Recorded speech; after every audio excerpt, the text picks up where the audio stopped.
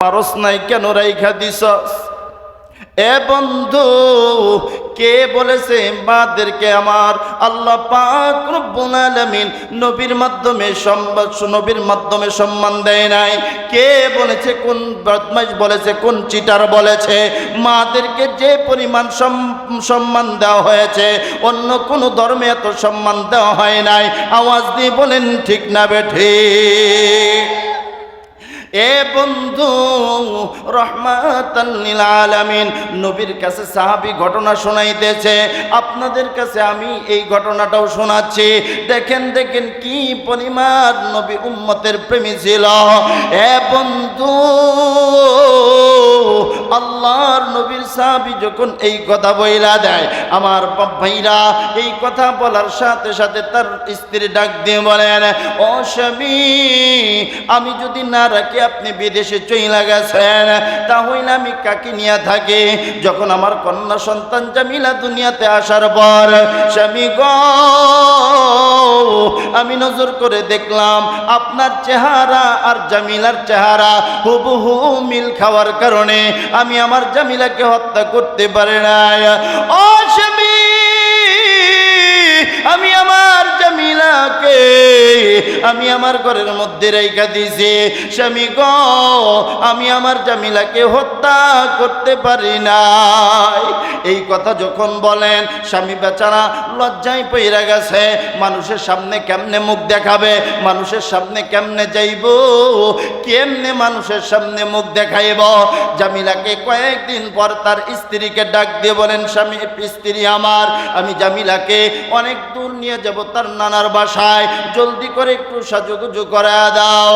আরে জামিলার মা, জলদি করে জামিলাকে সাজুগুজু করে দাও। এই কথা যখন জামিলার মাকে বলে, জামিলার মা খুশি হবে না রাগ করবে? আপনার আমার ঘরের মধ্যে আপনার স্ত্রীকে যদি বলেন, ও স্ত্রী, কালকে সকালেই তোমার সন্তান মেয়ে বা ছেলেকে লইয়া তোমার বাবার বাসায় যাব, বলেন আপনার আমার স্ত্রী খুশি হবে না বেজার হবে? জামিলার মাও খুশি হয়ে গেছে। জামিলার মা খুশি হইয়া জামিলাকে সাজুগুজু করাইয়া বাবার হাতে উঠাইয়া দিয়েছে।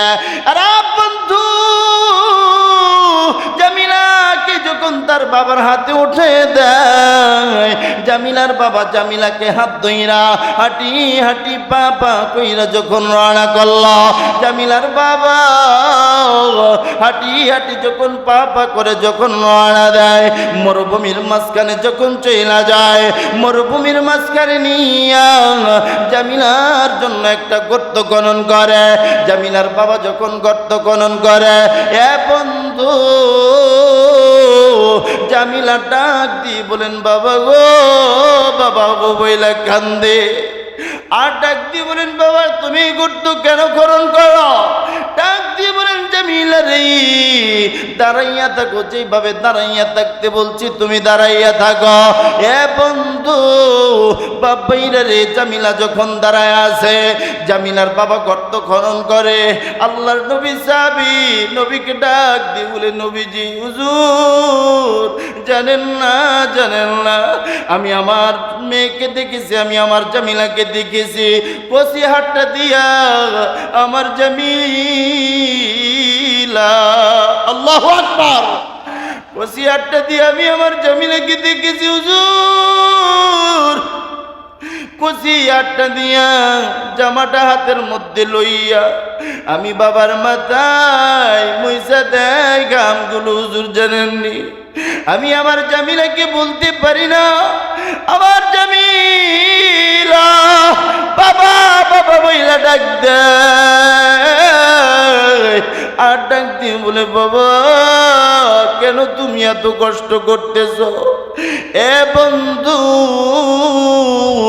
জামিলা যখন এই কথা বলেন, জামিলা যখন কান্না করেন আর ডাক দিয়ে বলেন, বাবা গো, গর্ত কেন এত কষ্ট কইরা খনন করতেছ? জামিলা যখন কান্দে, হুজুর আমি জামিলার বাবা নিষ্ঠুর হৃদয় নিষ্ঠুর অন্তরটা, কোনো মায়া নাই কোনো দয়া নাই, হৃদয়টা এমন কঠোর হয়ে গেছে। আমি জামিলাকে এমনিভাবে উঠা আমি নিজ গর্ত তাইকা যখন উপরে দাঁড়াইলাম, উপরে দাঁড়ানোর পর আমি জামিলাকে এমনভাবে ধাক্কা মারলাম জামিলা ঠাস কইরা গর্তের মধ্যে পইরা যায়। আরে আলেমার বাজারের মুসলমান বাপ্পাইরা রে, জামিলা যখন গর্তের মধ্যে পইরা উপরের দিকে মায়াবী চোখ দিয়ে ডাক দেয়, বাবা আমি বুঝতে পেরেছি তুমি নানুর বাসার রাস্তায় আমাকে নিয়ে আসো নাই, তখনই বুঝতে পেরেছি গো বাবা, আমি কোনোদিন বাবা বাবা বইলা তোমারে ডাকবো না। ও বাবা তুমি আমারে মাইরো না এ বন্ধু। জামিলা যখন এই কথা তার বাবাকে ডাক দিয়ে বলে, জামিলা বইলা জামিলার বাবা নবীর সামনে কান্দে আর ডাক দিয়ে বলে, হুজুর জানেননি আমি আমার জামিলাকে কি পরিমাণ কষ্ট দিয়েছি হুজুর। এমনিতেই দেখবেন সন্তানের মধ্যে মেয়েরাই কিন্তু বাবা প্রেমী হয়, ঠিক কিনা? আপনি যখন মেয়ের বাসার মধ্যে যখন যাবেন, মেয়ের বাসায় যাওয়ার পরে দেখবেন আপনার মেয়ে আপনার জন্য সুন্দর সুন্দর খাবারের ব্যবস্থা করবে, ভালো ভালো খাবারের ব্যবস্থা করবে, আর ডাক দিয়ে বলবে, বাবা বাসায় বুঝি ভাইয়ারা তোমাকে ওষুধের টাকা দেয় না, বাসায় বুঝি ভাইয়ারা তোমাকে ভালো খাবার দাবার দেয় না। মেয়ে দেখবেন আপনাকে খাওয়াবে, খাওয়ানোর পরে আপনার হাতে কিছু টাকাও দিয়ে বাসায় পৌঁছায় দিবে, ঠিক কিনা? এমন মেয়ে আছে না নাই? আওয়াজ দিয়ে বলেন আছে না নাই? কিন্তু ছেলে দেয় না, আরো কি করে নেয়, চাইলে আরো পারে বৃদ্ধাশ্রমে পাঠাইতে। কথা বলেন ঠিক না বেঠিক? বৃদ্ধাশ্রমে পাঠায়া দেয়। ওই যে ছেলে পুলিশ হয়েছে, এসপি হয়েছে, ডিআইজি হয়েছে, বড় হ্যাডাম হয়েছে না, এখন হ্যাডাম হওয়ার পরে এখন সে চিন্তা করে, এখন তো আমি বড় লোক হয়ে গেছি, আমার অনেক টাকা পয়সা আছে, বৃদ্ধাশ্রমে পাঠিয়ে দিলে 5,000 টাকা দিলে বাবা মার পেট ভরবে। কি কথা ঠিক না? আসলেই কি বাবা মাকে বৃদ্ধাশ্রমে পাঠানোর জন্য ছেলের জন্য কল্যাণ? কথা বলেন কল্যাণ? দুনিয়ার এই সময়টার মধ্যে আপনি এই সময়ের মূল্য দিচ্ছেন না, পিতামাতার খেদমত করতেছেন না। আজকে পিতামাতার খেদমত না করার কারণে এই পিতামাতা যদি কষ্ট পায়, তাহলে বলেন কোথায় চলে যাবে? আরশে মহল্লায় এর আওয়াজ চলে যাবে। মা যখন কাঁদবে, বলেন এর আওয়াজ কোথায় যাবে? আরশে চলে যাবে। মা কাঁদবে আর আল্লাহর কাছে বিচার দিবে আপনার জন্য। আপনার সংসার যা আছে বাকিটাও থাকবে না। বাবা মাকে বৃদ্ধাশ্রমে পাঠাইলে আপনার সংসারে যা আছে বাকি এটাও শান্তি নেই। আপনার স্ত্রী চলবে এক পাশে, আপনি চলবেন আর এক পাশে। মশারি টাঙ্গাইতে যায়ও ঝগড়া, খানার টেবিলে বসলেও ঝগড়া। কি কথা বলেন না ঠিক না বেঠে? এই অশান্তির থেকে যদি শান্তি পেতে চান, তাহলে আজকেই যায়া পিতামাতার পায়ে ধরবেন, হাতে ধরবেন। পারবেন তো ইনশাআল্লাহ? এই সময়টার যদি আপনি মূল্য দিতে না জানেন, এই সময়ের যদি মূল্য আপনি না দেন, তাহলে আপনার এই সময়ের মূল্য না দিতে পারলে, আপনার এই সময় যদি চলে যায়, তাহলে কঠিন একটা দিন আপনার জন্য অপেক্ষা করছে। আল্লাহ সূরা আসরের মধ্যে বলেন, কিসে? সূরা আসরের মধ্যে বলেন, ওয়াল আসরি ইন্নাল ইনসানা লাফি খুসর ইল্লাল্লাযীনা আমানু ওয়া আমিলুস সালিহাতি ওয়া তাওয়াসাউ বিল হক وتواصوا بالحق وتواصوا بالصبر الله أكبر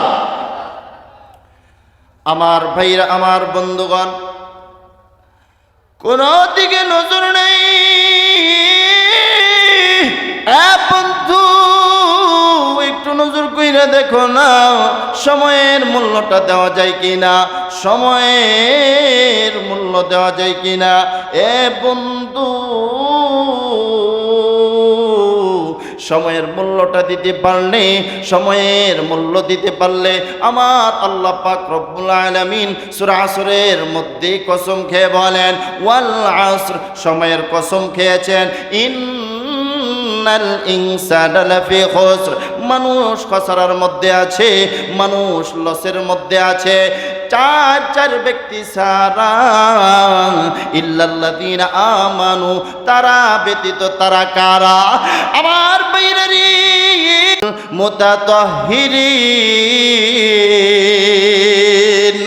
আওয়াজ দিয়ে বলেন না আল্লাহু আকবার। আমার আল্লাহ পাক রব্বুল আলামিন দুই শ্রেণী মানুষদেরকে ভালোবাসেন। এক নাম্বার যারা তওবা করবে, দুই নাম্বার যারা পবিত্রতা অর্জন করবে। আমার আল্লাহ পাক রব্বুল আলামিন তওবা করনেওয়ালা বান্দা বান্দীদেরকে মাফ করে দিয়া আমার আল্লাহ পাক রব্বুল আলামিন তাকে জান্নাতে পৌঁছায় দেয়। বলেন সুবহানাল্লাহ। এরা কলিজা টুকরা যুবক ভাই, মার কথা এই মুহূর্তে মনে পড়ে গেছে। আমি জানি না কার যেন মা নাই রে, মা দরদি কারা, কারা যেন বাবার জন্য মনটা গইলা গেছে, কাদের যেন বাবার কথা ময়না পড়ে গেছে। আমি বলবো এ যুবক ভাইরা রে, এ মুরব্বী বাবারা রে, মার কথা যদি এই মুহূর্তে মনে পড়া যায়, ওই কলিজার টুকরা মেয়ের কথাটা যদি মনে পড়া যায়, এ বন্ধু আজকের এই মাহফিলটার আয়োজন, আমি কিন্তু মুসাফির মানুষ, প্রতিদিন মাহফিল চলছে এই ডিসেম্বর মাস, প্রতিদিন মাইকের সামনে এইভাবেই চিল্লায় কথা বলছে। এরপরেও আল্লাহ কথা বলার সুযোগ দিচ্ছে, বলতেছে এ বন্ধু বাবাইরা রে, গতকালকেও কাকিনা তার আগের দিন ছিলাম আপনাদের দিনাজপুর পাশে এই দিকে। এ বন্ধু বাবাইরা রে, আমি মুসাফির হালতে আছি, আমি দোয়া করব আল্লাহ পাকের বান্দা বান্দিরা পায়ে হাত রেখে বলছে কেউ উঠবেন না। 1 থেকে 30টা মানুষ আমি চাই 1000 করে টাকা আজকের এই মাহফিলের জন্য দান করে নিজেকে ধন্য বানাইয়া আল্লাহর কাছে আমরা সবাই মিলে দোয়া করব, ও রব্বি কাবা, তোমার বান্দা তোমার বান্দিরা যারা আজকের এই মাহফিলে দান করবে, আল্লাহ কারো দান তুমি খালি হাতে ফিরাইয়া দিও না, সবাইকে তো সবার দানগুলো তুমি আল্লাহ কবুল করে নিও। কোন কোন আল্লাহর বান্দা আছো 1 থেকে 30 জন মানুষ 1000 করে টাকা সর্বপ্রথম যেই বান্দা দাঁড়াইয়া যাইবা, আজকের এই মাহফিল আছে, আগামী কালকে মাহফিল থাকবে না রে যুবক, এ পর্দার আড়ালের মারা, ও বন্ধুরা বাব্বাইরা রে, আমার কলিজার টুকরা বাব্বাইরা কে আছো, 1000 টাকা সর্বপ্রথম দিয়া লিল্লাহে তাকবীর। কে 30 জনের মধ্যে যেন